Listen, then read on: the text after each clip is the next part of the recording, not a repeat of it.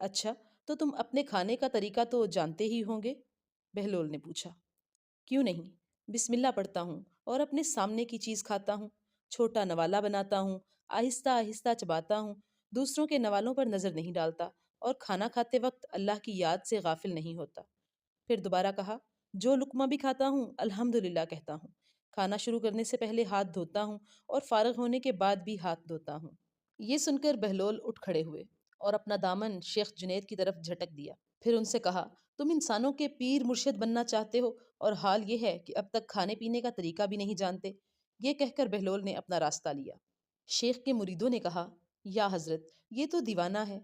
ہاں دیوانہ تو ہے، مگر اپنے کام کے لیے ہوشیاروں کی بھی کان کاٹتا ہے، اس سے سچی بات سننا چاہیے۔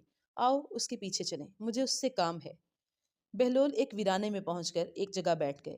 شیخ بغدادی رحمت اللہ علیہ پاس پہنچے تو انہوں نے شیخ سے پھر